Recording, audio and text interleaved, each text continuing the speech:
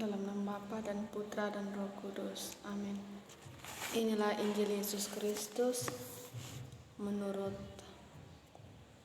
Markus. Dimuliakanlah Tuhan. Bab 10 ayat 17 sampai dengan 27. Orang kaya sukar masuk kerajaan Allah. Pada waktu Yesus berangkat untuk meneruskan perjalanannya, datanglah seorang berlari-lari mendapatkan dia, dan sambil bertelut di hadapannya ia bertanya, "Guru yang baik hati, apa yang harus kuperbuat untuk memperoleh hidup yang kekal?" Jawab Yesus, "Mengapa kau katakan aku baik?" Jawab Yesus, "Tak seorang pun yang baik selain daripada Allah saja. Engkau tentu mengetahui segala perintah Allah, jangan membunuh, jangan berzina, jangan mencuri, jangan mengucapkan saksi dusta, jangan mengurangi hak orang, hormatilah ayahmu dan ibumu."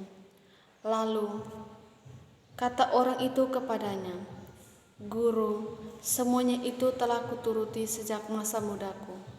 Tetapi Yesus memandang dia dan menaruh kasih kepadanya, lalu berkata kepadanya, "Hanya satu lagi kekuranganmu, pergilah, jauhlah apa yang kau miliki dan berikanlah itu kepada orang-orang miskin. Maka engkau akan beroleh harta di surga. Kemudian datanglah kemari dan ikutilah aku." Mendengar dengan perkataan itu, ia menjadi kecewa, lalu pergi dengan sedih sebab banyak hartanya. Lalu Yesus memandang murid-muridnya di sekelilingnya dan berkata kepada mereka, "Alangkah sukarnya orang yang beruang masuk ke dalam kerajaan Allah."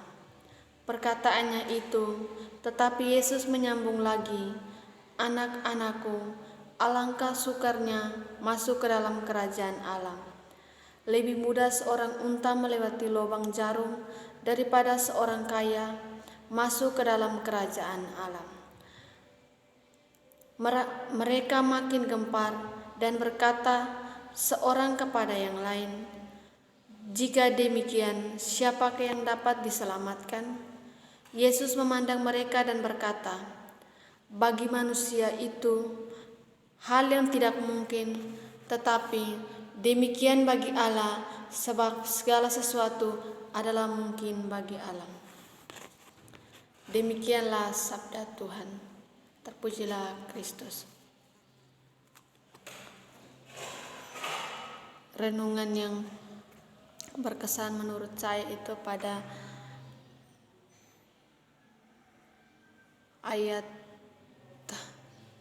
17 yang berkata, pada Yesus berangkat untuk meneruskan perjalanannya, datanglah seorang berlari-lari mendapatkan dia, dan sambil bertekuk di hadapannya ia bertanya, "Guru yang baik, apa yang harus kuperbuat untuk memperoleh hidup yang kekal?" Jawab Yesus, "Mengapa kau katakan aku baik? Tak seorang pun yang baik selain daripada Allah saja." Saudara dan saudariku yang terkasih dalam Kristus Tuhan, Injil hari ini mengatakan kepada kita bahwa satu hal yang pasti, jika hari ini kita menyerah, janganlah menyerah dan janganlah putus asa, tetapi bangunlah dan milikilah pengharapan yang kekal. Tuhan, dan bangkitkanlah semangat apapun yang terjadi dalam kehidupan kita.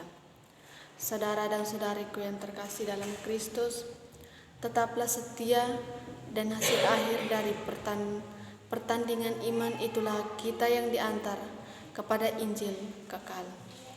Tahukah kita bahwa selalu cemas atau merasa khawatir akan membuat kita kehilangan saat-saat terbaik dalam hidup kita?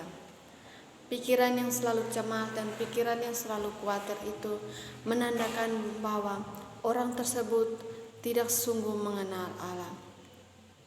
Dengan itu seringkali kita menghadapi segala rintangan atau harapan, maka datanglah kepada Tuhan, karena sesuatu hal kebaikan adalah Tuhan. Amin.